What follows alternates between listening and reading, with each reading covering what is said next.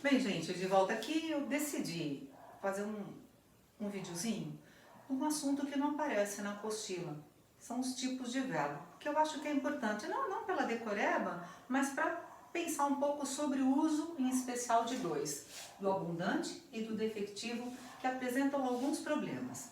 Então veja, para começar, o verbo, de acordo com a sua flexão, ele pode ser classificado de 5 formas. A maioria dos verbos é regular. Que significa ser verbo regular? Significa que ele segue um modelo.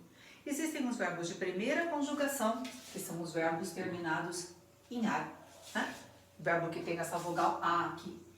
Existem os verbos de segunda conjugação, como vender, correr. Existem os verbos de terceira conjugação, partir, sorrir. Veja, quando você aprende um verbo desse modelinho, você sabe todos. Você aprendeu a cantar? Você sabe o caminhar, o beijar, o estudar, Sei lá, todos os verbos regulares terminados em ar.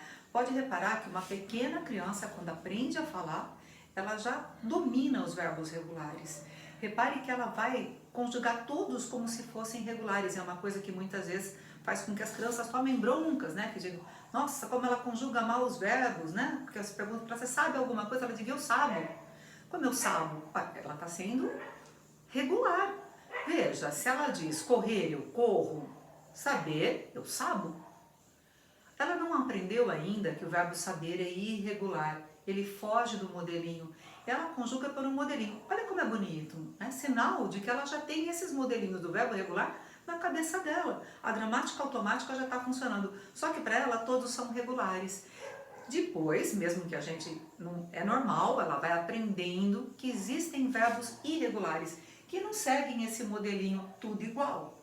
Os irregulares são muito usados, os verbos que mais usamos são irregulares, são menos numerosos, mas são muito usados. Então, sei lá, o verbo fazer, por exemplo. O verbo fazer é um verbo irregular. Deixa eu apagar este aqui. Veja, o verbo fazer é irregular. Observe, quando eu digo que ele é irregular, o que é que eu estou querendo dizer? Ora, ele não segue o modelinho. Se ele seguisse na primeira pessoa do presente, isso seria eu faço.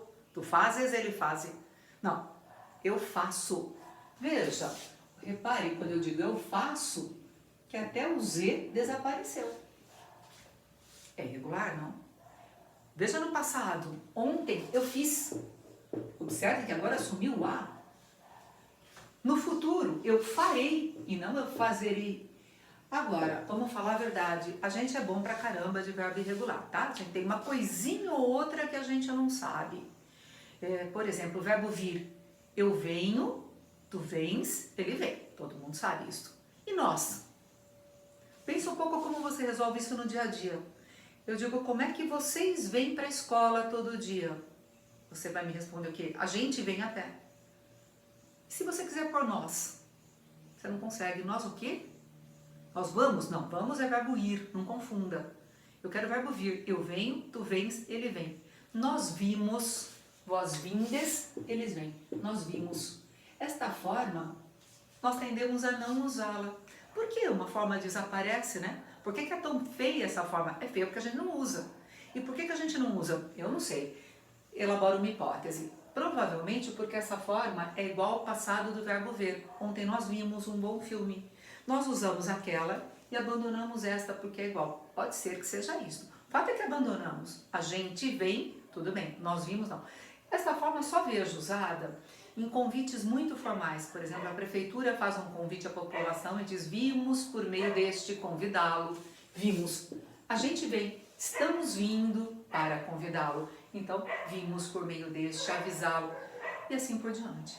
Bem, são verbos irregulares, que seriam verbos anômalos.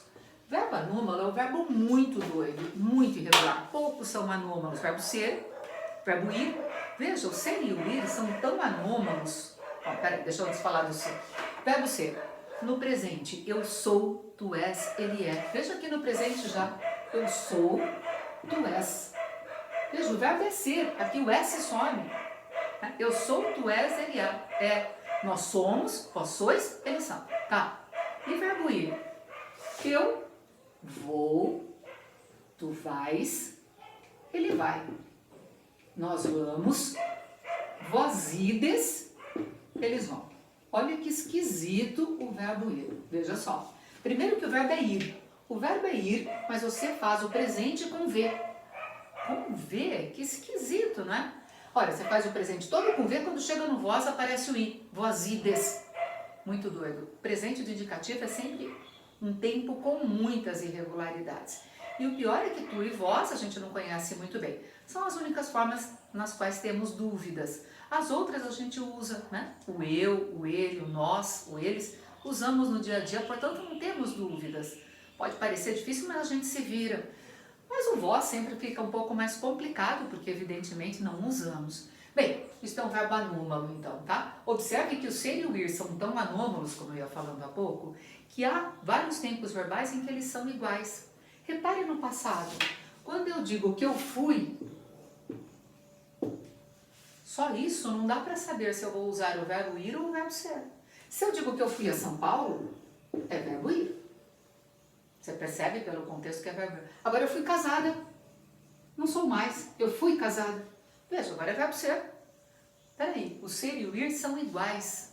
Não é que conjugam, tem uma forma só para os dois. Não, os dois ficaram iguais neste tempo. No presente eles não são iguais. Eu sou, eu vou.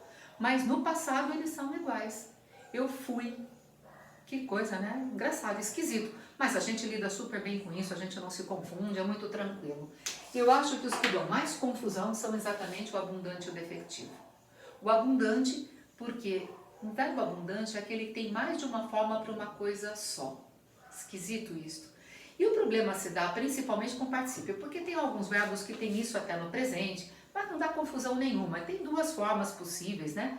Por exemplo, para dar uma ordem com o verbo fazer, eu tenho duas formas, a gente vai ver isso no imperativo na próxima aula, mas pode ser assim, faze tua tarefa ou faz tua tarefa. As duas formas estão corretas, né? Esta seria a clássica, essa acabou modernamente sendo usada, ficaram as duas, beleza.